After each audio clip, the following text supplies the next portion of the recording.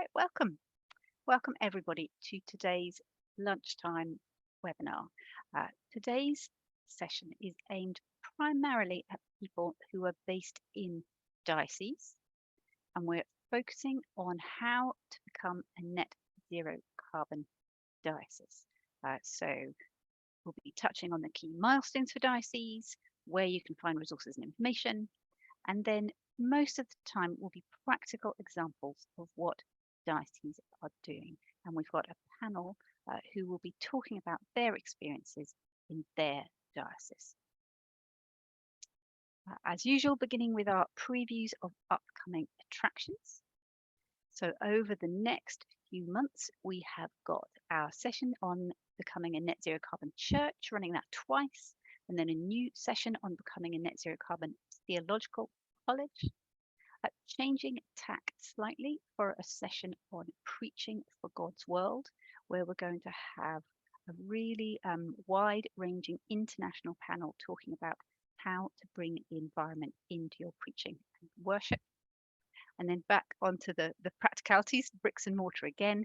We have updated and are rerunning the very popular sessions we ran a couple of years ago on church solar panels and on church heating. Not a webinar as such, but just to let you know also that we have the heat pump training coming up in March and October. And I haven't got them all set up online yet for you to be able to book, but a quick save the date that this year's Church's Count on Nature will be taking place from the 5th to the 9th of June, actually plus the weekend. So that's the 3rd to the 11th of June, and the Monday to the Friday there will be a webinar each day at lunchtime on different aspects of land and nature. When I finished doing the introductions, I'll put links into those webinars and the heat pump training so that you can go ahead and book. The usual housekeeping, we'll be using the Q&A rather than the chat for your questions. So please do find the Q&A and pop any questions in there that you've got, and you can click the thumbs up next to other people's questions. The ones that rise to the top because they've got the most votes are the ones that we will focus on at the end. After the webinar, I'll send everybody the slides and any links from the chat, and we're recording the session, and that will go up on our website in a few days' time. And then most importantly, so my colleague Denise will be leading the majority of the webinar. Denise is the Net Zero Carbon Programme Officer, and she knows the route map to net zero carbon better than anyone else in the Church of England.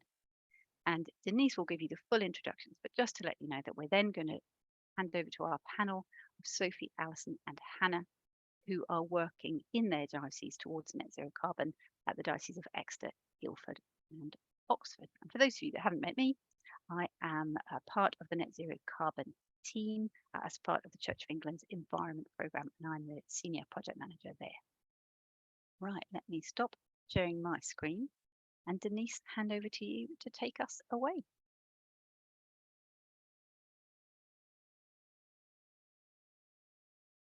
Thank you, Catherine. Hopefully you can see my slide pack. Yep. Someone just let me know. Yep, brilliant. Thank you very much. Thank you. So as Catherine said, we're going to talk about becoming a net zero carbon diocese today.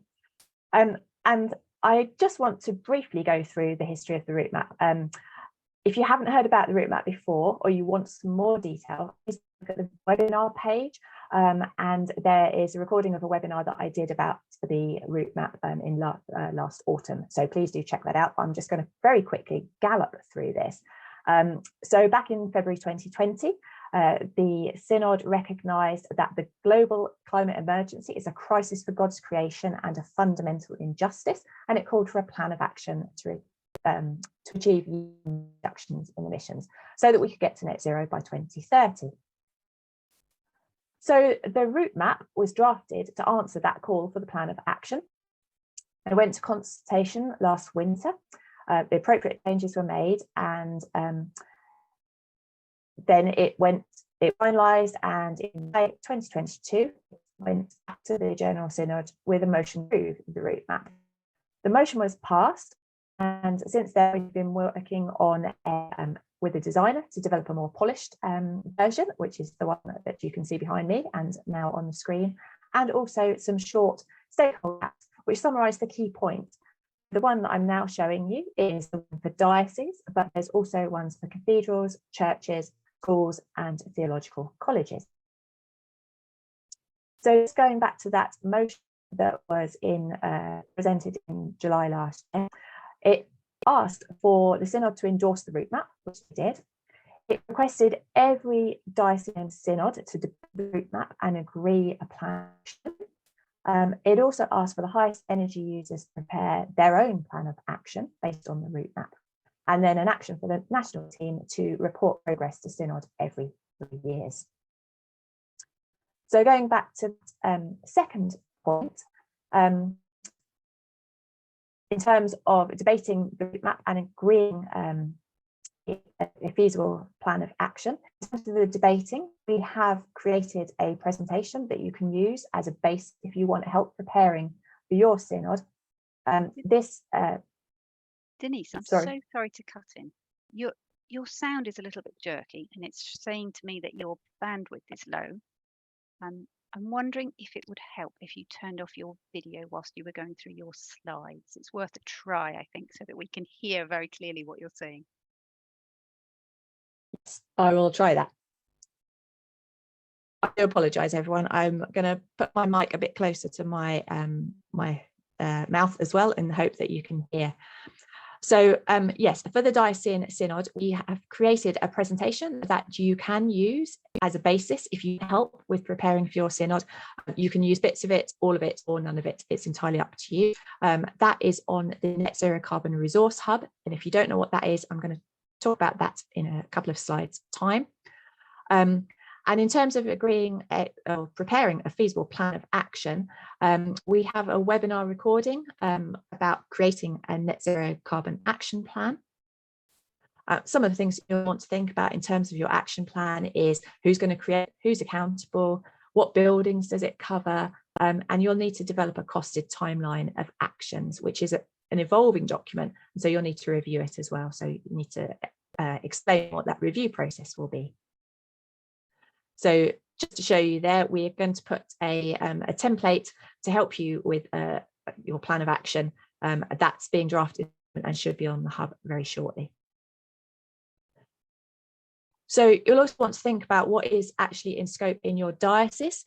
In the route map, it explains exactly what the scope of the route map covers. That's in Appendix 1. But you'll also want to think about how it specifically relates to your diocese. So think about the items on the slide, and think also about the areas where you have influence. They'll be preparing, they're responsible for their own emissions, and so they'll be doing their own planning. But what relationships do you have with them, and how can you influence and work together and share resources? The third part of the motion was talking about high energy users drawing up their own plan of action. And it identifies the top 20% of energy consuming churches, which will be the top 20% of carbon emitting churches. Your diocesan secretary has the data to identify what those top 20 churches are. And again, there is a guidance note on the hub for you for how to calculate those. So each building is going to need to create a plan, and they might need encouragement and support. And a few pointers for a net zero carbon action plan for a building are on the screen.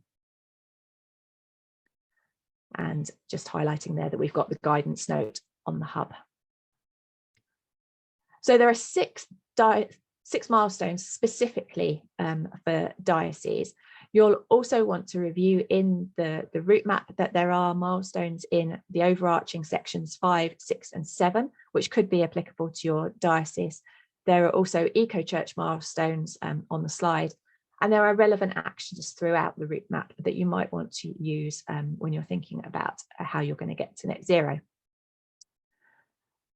Very quickly running through though, the first milestone there is to convene a net zero carbon working group.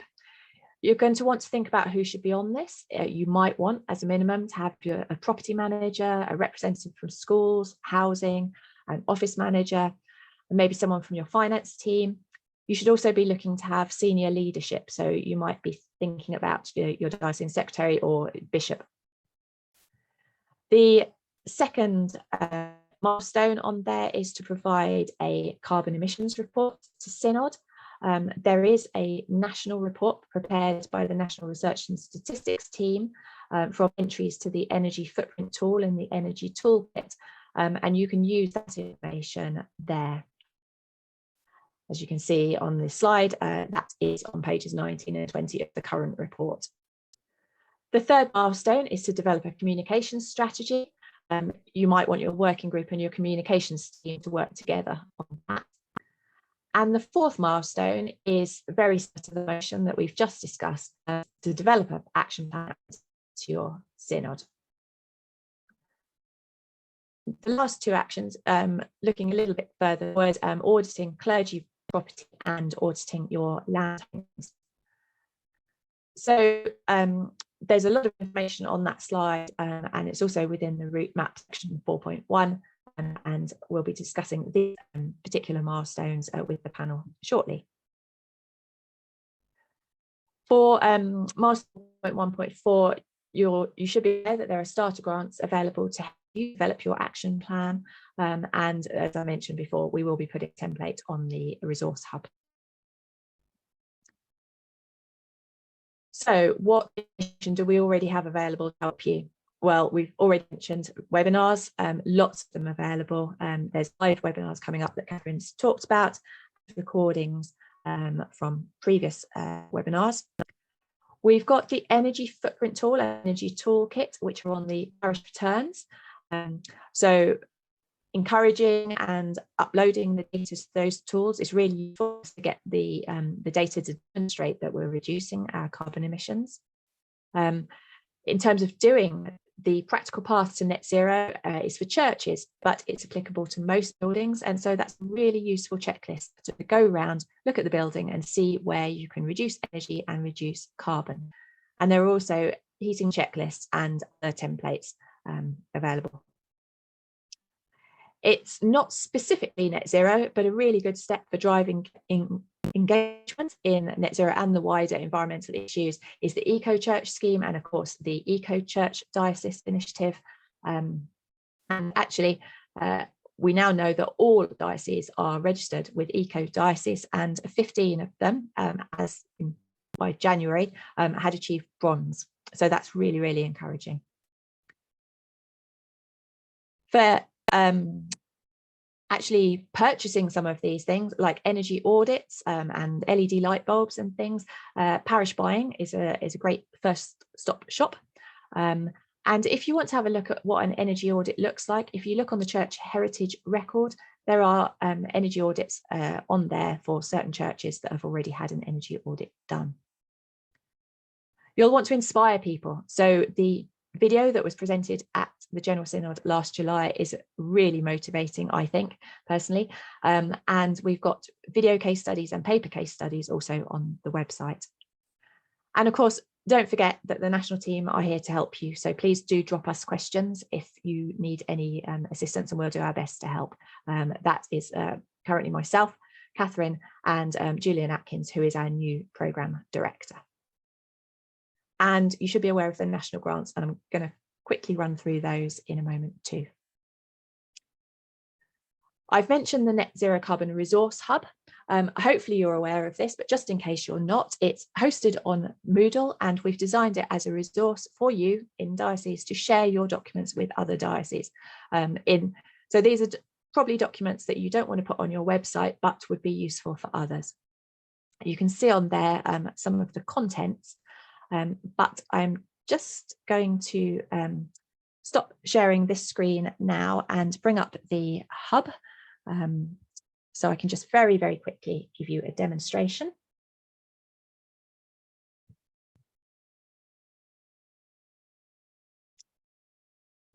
And this is where I have to make sure I press the right button. Hopefully you can now see the Net Zero Carbon Resource Hub. Yep, we can see it. Thank you, Catherine. Right, so when you've gone through the you have to have the enrolment key, and once you've actually enrolled onto the hub, this is what you will see. You've got announcements at the top, then a number of icons. So when you hover, I'll just drop this down a bit, when you hover over each icon, it gives you a little summary of what's within that section. So for example, in this new to this section, it just tells you that it's got the Church's plan of action and lots of information. And if you click on that, you have to scroll down past the announcements again, and you'll see 5 key places to start. And then it summarizes all of the contents in the different sections across the hub. So if you're thinking, well, where will that particular item be? If you have a look here, you'll be able to see it explains that perhaps you want to find wayfinders reports, which were audits of high-end buildings. So for the churches and cathedrals, you can see Wayfinders project, and that's under churches and cathedrals. And then to return to the main page, just go up to the top and either click on Net Zero Carbon Resource Hub or main page, and that will take you back to the home page. There's an index, which is a downloadable Excel spreadsheet, which you can sort. And then if you just pop into the diocesan section, you'll see each section has an introduction. And if you click on that, web links to various useful documents relative to that of the hub. And if we just go back into the diocesan section, you'll now see that you've also got action plans and strategies, you've got the route map summary, you've got the Wayfinders projects. So there's lots on there, and I'm going to stop sharing that now. And what I'd like to do now is move on to I'm going to reshare my screen. I'm getting ahead of myself. Just very quickly going to run through the funding that we've got available. So we've got starter grants available for all dioceses. These are £15,000, and the idea is that having this will enable you to create your net zero carbon action plan to comply with milestone 4.1.4. So that's really all you have to do. It's a simple application form, commit to delivering the milestone, and the deadline is the end of next month. So this money has been made available from central funding that has been committed by the Central Church through the triennium funding process. And then there are larger grants that will be available. There is no specific set sum, but every diocese, it averages out at about £125,000 each. And this is for capacity building.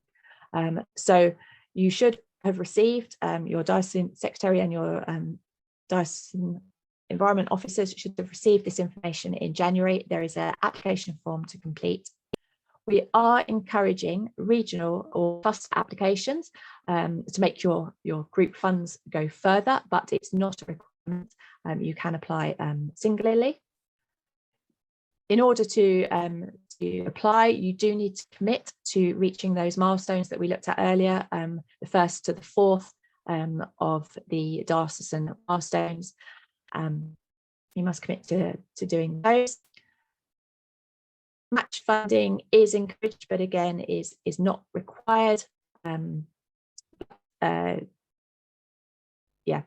that's encouraged. We can coordinate nationally the recruitment adverts if that's of interest to you. And you can see on the screen the sort of activities that are eligible for the funding. And we will be providing templates for reporting, evaluation and learning. So those capacity grant applications are now open. They're open to receiving those, and we're tentatively looking at October as an end point for those. There may be some flexibility on that, but obviously the sooner you apply, the better. So I'm now going to share my screen as I was supposed to have done just now, and go through to having a panel discussion. I'm going to try now, I'm just not sharing my screen, to put myself back on and see whether, hopefully you'll all hear me. So I'm going to just very briefly introduce our panelists in alphabetical order, and I'm just going to ask you if you wouldn't mind speaking on where your diocese is on net zero carbon journey. And I see my internet connection is unstable again, so I'm going to drop out, but I am here, and please forgive me for the disembodied voice. So I'm going to start with, please, can you tell us, you're from Guildford, can you tell us how you're getting on with your net zero carbon journey? Oh, hi Denise, thank you. Yes, we're quite well on our way on our journey, really. We have a net zero working group that's been working for about 2 years now. We brought in a project manager who had particular expertise in writing net zero carbon strategies to write a strategy for us. So that's been written. And we've shared that with our synod, and it's been ratified by synod. So all of those nice milestones have been reached.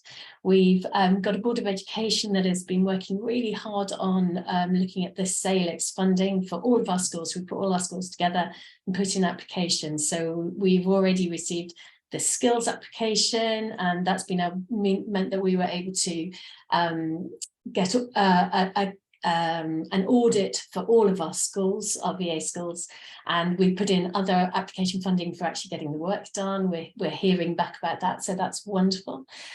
Parishes, hearts and minds, we're managing to engage a lot of our parishes, but not all of them. I think 50% are, probably about 50% are signed up to Eager Church, and we had 72% return rate for the EFT. So that was really great. We're working on that. In the practical terms, we haven't got there yet, but it's that communication that starts.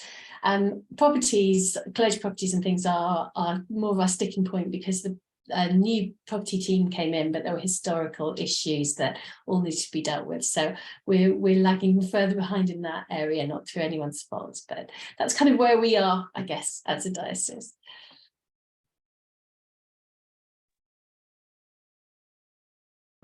You, Hannah, you're from Oxford Diocese. Can you just tell us how you're getting on, please? Yeah, of course, thanks Denise. So in the Diocese of Oxford, our scale is slightly different to many others. We've got 794 church buildings, 810 churches technically. So we don't quite have the levels of engagement that perhaps others do, but we have got a net zero carbon action plan that is now going to synod in a couple of weeks, which is a costed action plan. We're rolling out an energy audit program amongst our churches. We've had an audit program for our schools, as Alison mentioned, and we do have a commitment from the diocese to spend £10 million on improving our clergy housing as part of a first tranche of works towards getting them to net zero. And again, for context, we have 427 houses, so 10 million won't do the whole job, but it's on the way. So the leadership is really behind this issue. I think the hearts and minds will be the difficult bit for us, and the broader funding challenge of delivery across such a scale. Thank you, Hannah. And Sophie, you're in Exeter. Can you also tell us how you're getting on? Hi everybody, thanks Denise. So my role is specifically Net Zero Carbon Officer. I started in June last year, and our diocesan synod created the post in October 21 with the purpose of creating this action plan. But work has been happening within the Diocese of Exeter for decades, like it probably has in many other dioceses as well. We've estimated that we've already reduced the carbon emissions of our housing by about 20% just by improving the insulation since 2010.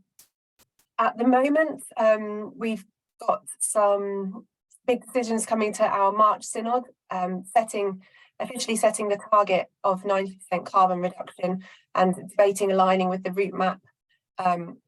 We also would like to align with other organisations within Devon. We've got quite an active sector in Devon, and we can sign up for the Devon Carbon Plan. So we're hoping that all of these motions can come together and be debated at synod.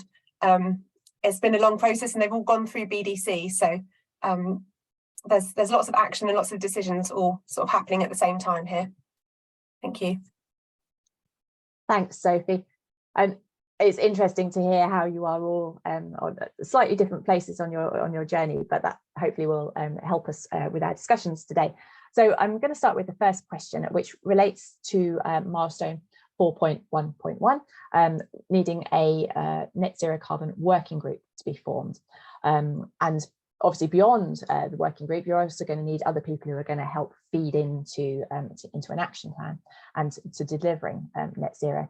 So Alison, can you talk us about how you went about setting up your working group? Yeah, that was the first kind of like big push forward, I guess. So I did try sort of at the very top in talking to bishops, and they really didn't have the capacity to take on that group. So it was talking to my line manager, the director for missions, and we just sent out those requests to the various departments saying, would you send somebody to form this group with us, and he's part of the Bishops' Council, so we did have kind of somebody from Bishops' Council on it, and he's directed it, which has been great. So it's just about pushing forwards. I think it's never a bad thing to say, oh, I'm sure, I think the diocese next door has already got the working group going. You know, those kinds of things really help, just to show that actually everybody's doing this, but you just got to get somebody from every department. Yeah, I think that's a really useful point, isn't it? The getting everybody on board. And I just wondered, again, Alison, whether you mentioned sort of, you know, the lack of time that some people have, but is there anyone else in particular that you've struggled to get on board, and what tactics have been successful in engaging them and bringing them around? I think when we started, for some departments, we had somebody who was not the head of that department, was, you know, a little bit lower down, and was sort of perhaps like, you can do this bit, you know. But actually, as each department begins to own the net zero, you know, strategy for themselves, then actually we've seen more and more engagement from people higher up within. So you might start kind of small, but actually as people take it back to their department and say, we really need to be working on this, you get more buy-in. So it can grow. And that's a really good thing to know. Just get started and allow it to grow. Yeah, I think that it's that taking that first step, isn't it? They're getting the started is such a key point. So sort of still thinking about the working group scenario, Sophie, have you faced any particular challenges in setting up your group, or the way that the group has worked? Well, our working group was set up before I started, actually, but it wasn't, I don't know if constituted is the right word, but we didn't have a terms of reference. So our assistant diocesan secretary, who's responsible for our governance, has really helped us to do the terms of reference and for the group, and we're going to be reviewing those. So it's kind of it's going to be reviewed, sort of what we're responsible for. But we've got the directors on our working group, which has been really helpful from the beginning, because it means we can make strategic decisions at that group. And we've learned that they want the meetings to be short, so we've tried to be really formal and structured about a 1-hour quarterly meeting with timed agendas, and that seems to have really helped to keep everybody sort of on track and engaged in that short period of time. Yes, I think short meetings and structure is a good practice everywhere, really, isn't it? So I'm just going to you then, Hannah. Same sort of question. Have you faced any particular challenges or any solutions that you've got to overcome those that you might have faced? The challenges in getting the group together, there weren't many there. People were very willing to be involved, which was wonderful.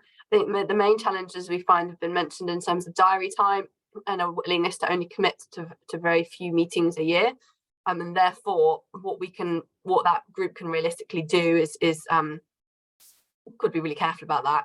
I think the other things that we found are trying to find the right people. So at the moment, I'm worried that it's slightly more strategic than operational, and I think this group needs to be operational. It needs to be the people doing the delivery, and somehow we need to give the heads of department confidence in their staff to let them run with this work. And I would say the other challenge is the lines of governance. We've got far too many in our diocese. Some are really positive, but it's where this sits within the wider governance framework, and how are we making sure that net zero can cut across everything, and who is really taking ownership of this group, because I'm sitting somewhere else, but this group needs to cut across everything. So I think those terms of reference really help, and they're important to clarify the line of governance for any internal working group, because I found that challenging in the beginning to navigate the different lines that we have internally. I think that will be a challenge that everyone faces, and I think the key point there that you mentioned is that delivering net zero is going to cut across every department. It involves everybody really playing a part in it. So trying to get everybody on board is key. And I think we're going to mention communications in a minute, but I just wanted to talk about data, because data is key to planning. Without data, we can't plan, and we can't demonstrate the improvements that we're making. So we've got obviously, we encourage all building custodians to complete the energy toolkit and the energy footprint tour. But in terms of using data, Hannah, you talked about having audit data for churches and schools. How has the data that you've managed to collect informed your planning? I'm just going to say I've seen a ton of questions about data in the chat, mainly around the lack of. And so I hope that I can help with some of that, maybe, and I want to answer the question as it is. But yes, data has been integral to our planning of the Net Zero Carbon Action Plan. Most of that data has come from, for churches, well, yeah, right across, it's come from audits. All clergy houses were audited to EPC+. All schools had an audit through Salix funding, and we've now audited 170. Bearing in mind the scale that I mentioned, it was 794, but we've audited 170 odd churches, with a programme that we feel really confident in, which is giving us a lot of detail. And that data has basically meant, firstly, we could get a baseline that we feel is robust. I think we'll need to re-baseline in a couple of years as more data becomes on stream. For example, we still lack data around other church buildings and some stuff around travel. I think we'll need to re-baseline, but I think we can have a degree of confidence in our baseline. The school's audit data has meant that as the public sector funding has just landed on their plates in terms of energy efficiency works, every school has a plan. They know exactly what they need to do, and they can just go out and do it with the money that they've got. So we don't have to spend time or energy thinking what would be the most cost-effective solution, or which is the right bit to do in which school. We've got those plans ready to go, and that's how we see the church audit data working too. When the funding comes on stream, or some of it does, churches won't have to spend as much worry about what is the right solution, what should we be doing. They'll have those plans already, and they'll have been thinking about them, and they will have been fundraising for them, hopefully in their own way too. So I think that's been crucial. And then in terms of the broader Net Zero Carbon Action Plan, we've been able to use that audit data, particularly for churches, because it's costed audit data. So they put in estimated costs for any recommendations. We've then been able to extrapolate up to create what we feel are, certainly for schools, we feel very confident in the costs that we've identified. There will always be some uplift when it comes to inflation and wraparound project management, scaffolding costs, etc. So we feel very confident in the schools data. With churches, say we've extrapolated up, but I think we feel that this is the best we're going to probably get for now, and we can work with this, and it's an honest reflection of where we are. So I think the data has been crucial in that sense, and in the sense of being really transparent about the challenge ahead. Thank you. So obviously Oxford, lots of data. You've been gathering data for some time. I think perhaps for Sophie and Alison, have you got any tips for? So I mean, Hannah's particularly explained the importance of for the audits, but there is also a lot of benefit in the information that we get through the toolkit and the energy footprint tool. Have you got any tips for increasing participation within those two tools? If I come to Sophie first. Hi, yes. So we had, I think we got 30% engagement with the energy footprint tool last year, which was up on the year before.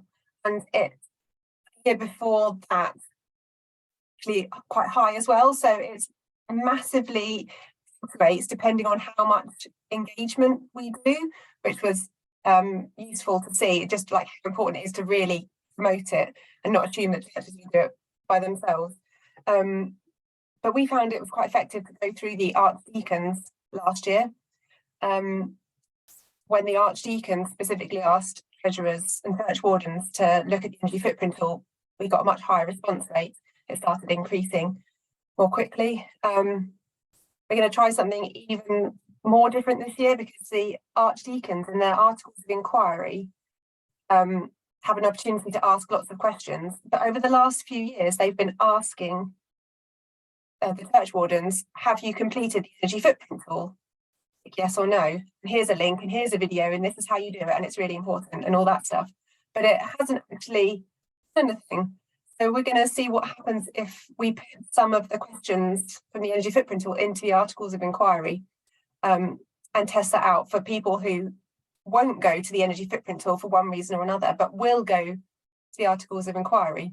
So that's just a short-term solution, because really we just want them to go to the energy footprint tool, because I don't want to be uploading extra sets of data and there's chances for error there, for things going wrong. But yeah, I'll feedback on what responses we get to that and if that's successful. But yeah, we're also doing our archdeacons are really on board, so we're really grateful and fortunate. They've offered for their visitations this year to be green themed.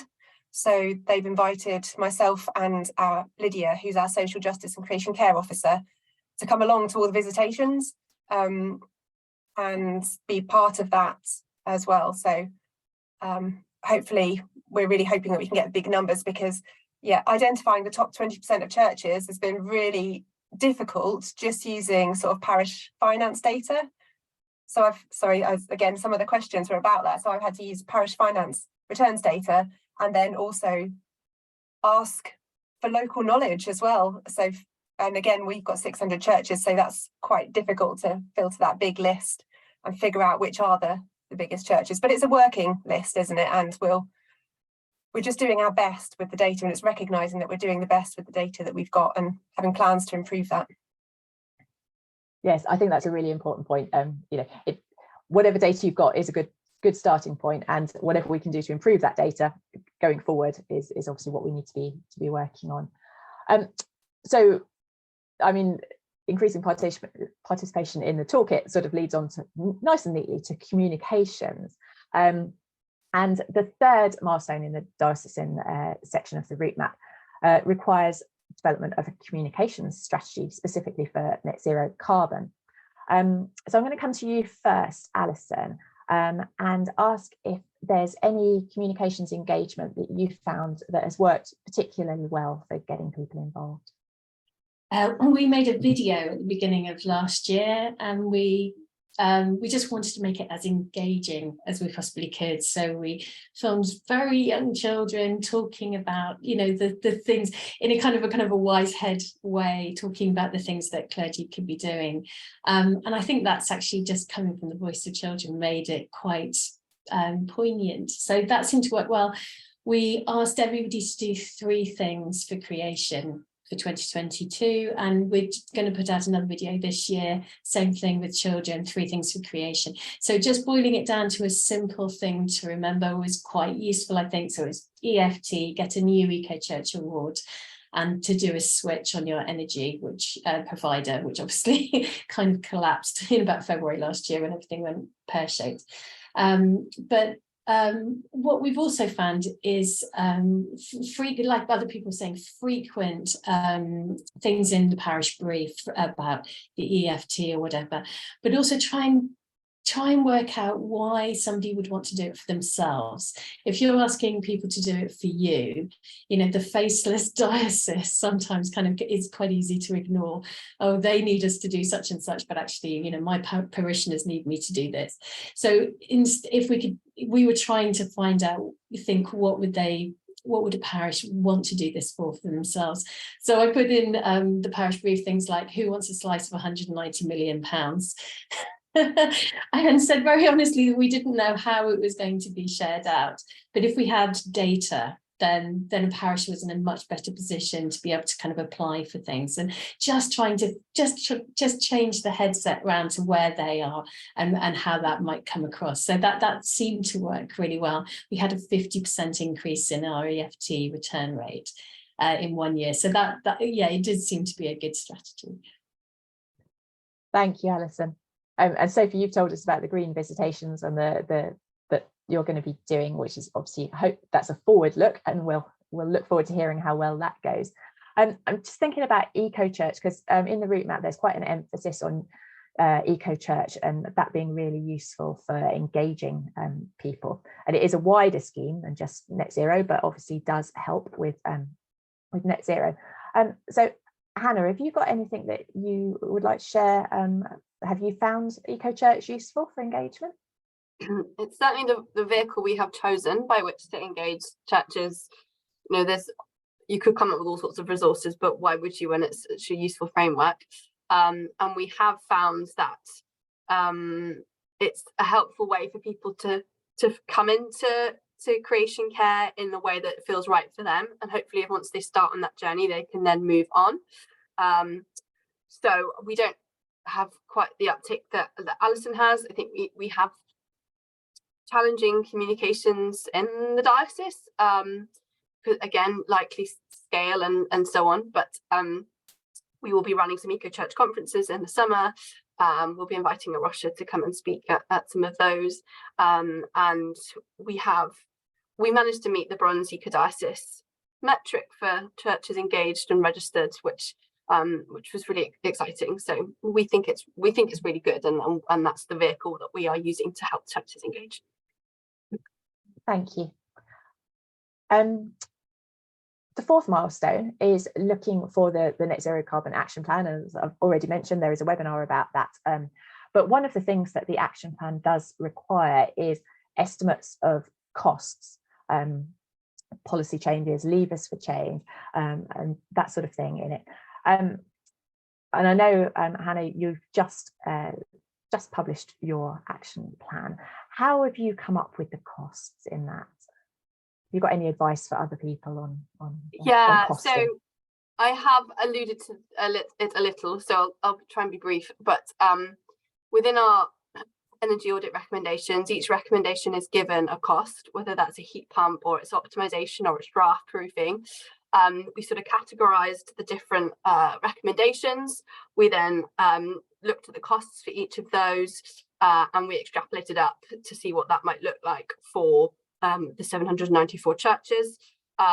We do think that we'll need to look at that in terms of deciles, so kind of your biggest and your middle and your smaller churches. That work's yet to be done, and will take a little more time. But that's essentially how we did it, because every energy audit is a decarbonisation pathway. It's not just energy efficiency works. So it's as simple as that, and the same thing was done with the schools. Great, thank you, Hannah. Is there anything you wanted to add, Alison, as you've done your... No, okay, thank you. Well, I'm just keeping an eye on the time, and I do notice that we've got quite a lot of questions also being asked by the panel. So I would like to thank all of you for being here today, and hopefully hanging around to answer some questions as well. And particularly Hannah, I know you're suffering with a cold, so thank you so much for still being here.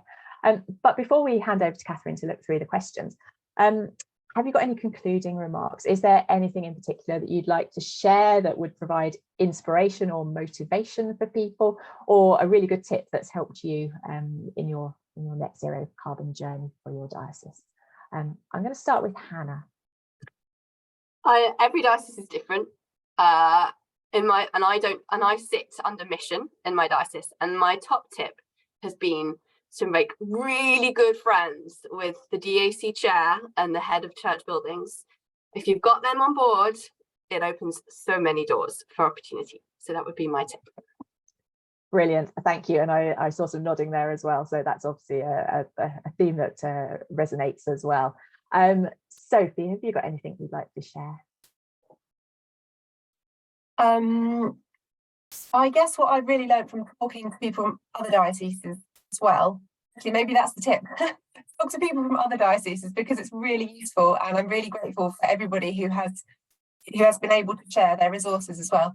But also, yeah, work out how your decision makers respond to different types of communication. So do they really want to hear the theology, or do they want to hear about the finances, and kind of learn from other people, but then really target it to hit the right notes with your stakeholders and decision makers, I think. So tailor your information to the audience, and yes, I think the sharing, you know, so that we're not all reinventing the wheel is a really good comment as well. And finally, Alison, have you got a word of wisdom? I think mine would be never shy away from revisiting the urgency. You know, if you're in any meeting anywhere, just you can always go back to that, because that's what this is all about. If you link it to your marks of mission, that's really useful, because it just gives that why to everything that you're doing, and you come back to it. That's really useful. But I think my biggest tip is definitely, you know, you might feel like you're banging your head against a brick wall sometimes, but don't give up. It's amazing how suddenly something can just move everything forwards, and you know, you feel that you're in the weeds, and suddenly you're in an absolutely, you know, you're going so much better. So just take heart, don't give up, keep going. Thank you. I think that's a brilliant note to end on. So thank you all very much. I'm going to hand over to Catherine now, who's going to run us through the questions that you've all put in your Q&A. Thank you. Thank you, and thank you to the whole panel for such practical and such useful insights about how to move the dial on this. Now, the questions came in as you were speaking, so I think some of them have sort of been answered as we went. The one with the most upvotes is about figuring out the 20%, and I think we have covered that reasonably well, except Denise, I'm just thinking it would be useful, I think, if you could show people where on the resource hub the note is that you wrote about how to figure out your 20%. And whilst you find that, I will answer the next question down the list, which says, when is the practical path document for clergy housing expected to be available? So I've got that as a very, very decent draft, which I've been getting input on from a number of people. It'll then have to go through an internal agreement process. I'm not quite sure how long that's going to take. If I said by the summer, I think that would be not too bold a commitment, because I have got a very good draft now. It's just sometimes that last little bit of getting it agreed and finishing up on the website can take a while. But I'll say by the summer, and I'll gun for that as well as I can. Denise, are you ready, or should I take the next question whilst you find it? Oh, I am ready. Hopefully you can now see the resource hub on your screens, and I've clicked on the diocesan net zero carbon plan section, and if you just scroll down there, about halfway down, determining the top of energy consuming churches in your diocese, and if you click on that link, hopefully it all works, and oh, you've got to open the file, which is opening in Word. So I don't think you'll be able to see that from my screen. Can you see that? Is that now still on screen share? We're still seeing the resource hub. Okay, it has opened in Word. But basically it's under net zero carbon diocesan plans. If I just go back up to the main page, if you click on here, diocesan net zero carbon plans, and it's halfway down the page. Lovely, thank you. And I think it's worth reflecting as well, because somebody else has commented back against that question about rural churches run by aging church wardens. we know that the carbon footprint of the average small rural church is really, really low. It's 1.5 tonnes a year. That's not where the burden of this needs to fall. If you can try and focus, if you don't think you can get, for perfectly reasonable reasons, if you don't think you can get those kind of churches to be filling in the EFT, if you can try and focus on supporting those churches which you know have the higher carbon footprint, and those are likely to be the ones with more resources, because they're generally the ones that are being used all week round. So they've generally got somebody who's in charge of lettings. Yeah, there's no magic answer to it.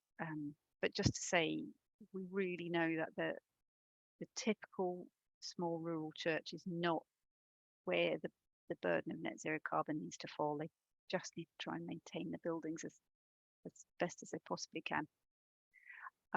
So the next question is from Richard, which is about solar and finding difficulties of getting permission to implement solar panels. How can we make progress here?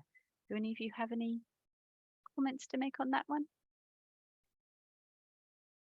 I don't mind commenting, although I'm not sure I will have anything really helpful to say. Other than that, I'm working very, very closely with our church buildings team. There is a motion going through our diocesan synods in a couple of weeks from a deanery that is demanding a change to UK planning rules in order to accommodate presumption of permission for solar panels on churches. You can read the motion, it's available on our website. We fully support the implementation of solar panels on churches where we know the churches can get the benefit from those solar panels, which is not always the case, and where we know that the benefit will outweigh the harm. We're trying to find churches where we can use test cases for those. We haven't had a single application for solar panels on churches in the last couple of years. The DOC have had nothing through, so it's very difficult to say whether the DOC is for or against from a kind of opinion point of view. I think they look at each case objectively in our diocese. Now that may be different in others, I don't know. But they are fully committed to our net zero agenda. They see that this is one of the tools in our toolkit, but that solar panels need to be considered in a holistic way with all the other options that are available, all the other buildings that are available around a church, and that ultimately the church will get the benefit from them, which it can easily assumed that the sun shines, you'll get some energy. But if your church isn't open or it isn't used at that time of the week, then you might be doing something that ultimately is going to cost you a lot, but may not see you any benefit. Does that help? Yeah, thank you, Hannah. And I'm going to, I'll come to you just in a second, Alison. I'm going to pop in the chat the link through to our solar panel guidance. I would reflect from a church buildings council perspective that not all of the applications for solar panels that I've seen come in follow the guidance. The guidance is there to help churches write really good, strong applications and weigh up the harm against the benefits. And where I've seen applications come in where they've followed that guidance, I've seen them get a yes. Where I've seen them come in and they've not followed the guidance, generally what they get is, please could you provide us the following information? And the following information that's needed is what's set out in the guidance. So yeah. Alison. It's kind of a personal opinion in a way, but it's something I'm trying to move our diocese towards. I kind of look at all those ancient buildings, how high up, how difficult that is. And actually, my own preference is that we take all of those solar panels that would have gone onto listed buildings or whatever, and actually we just go and put them in a field somewhere. I would rather do that holistically as a diocese and actually create renewables ourselves. I understand that a church, particularly in this day and age, might find it useful to have solar panels because it will reduce their electricity bills, which would be, you know, of benefit to them. But in terms of the renewables, we're talking with the council, there's kind of community solar schemes that we're talking with as well. And that's the way I would like to see our diocese go forward, because I just feel like it's going to take a big burden off everyone's shoulders if we do. So that's another option. So the next question on the list is from David, and it's a really interesting one. It says at least 2 of the plans on the hub have the aim of achieving net zero carbon by 2035 rather than by 2030. Is that acceptable for grant applications at the next stage? I think that's probably coming my way. So on one level, David, I have to say I can't be sure yet because the grants panel hasn't had its first meeting yet. The first meeting of the new grants panel that will be making the recommendations on the capacity building grants is next Tuesday. I think my strong suspicion would be that it would be acceptable, because whether it's 2030 or 2035, you'll be setting out a plan that will be reducing your emissions rapidly. And if you are applying for a capacity building grant to enable your diocese to reduce its emissions rapidly, I would have thought that the grants panel would view that positively. I can't say that for definite because they haven't met yet and they haven't had a case come before them from a diocese that was setting a different date than the national one.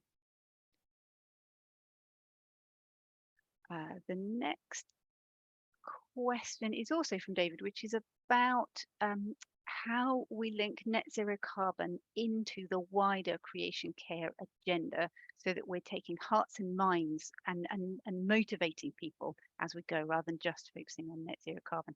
I was really interested in hearing that the comment about having green themed visitations, for example, which was much broader than just net zero carbon. Do any of you have a comment to make about how you integrate net zero carbon with that wider work in your diocese?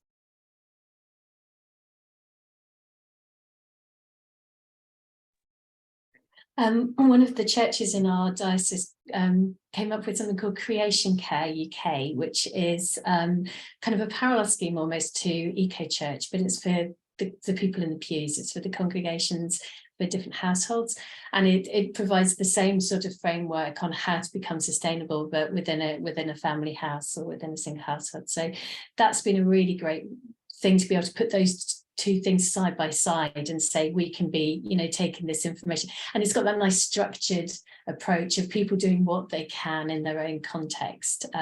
So that's been a really nice thing for making it slightly wider. Anything else there? Or shall we move on? The next question is from Ben. Diocese needs something close to an 80% return rate of the EFT to be realistically used for benchmarking. Is there any value in making EFT return information an essential requirement for access to net zero carbon funding? It's a good point, Ben, and that is exactly the way that we're thinking in terms of national funding programs.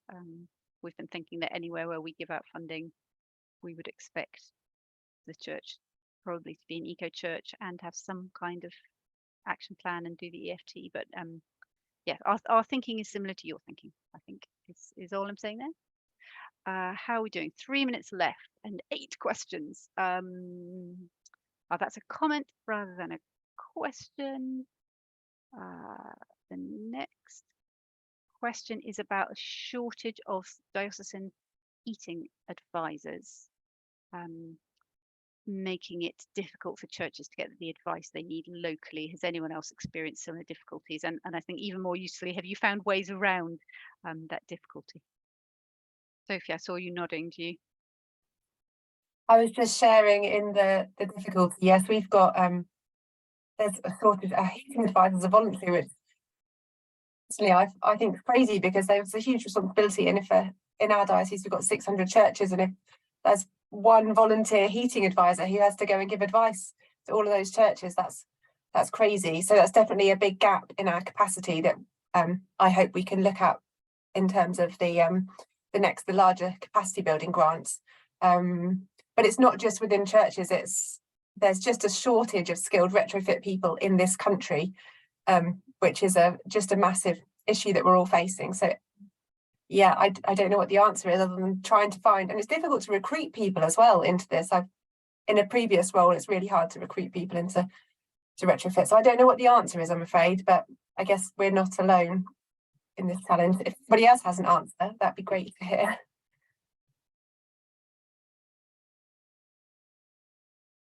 The next thing is just a comment. I think dioceses should promote and become champions of renewable community energy generation schemes. That's a comment rather than a question. Question from Dave. How are dioceses getting on with engaging their cathedral?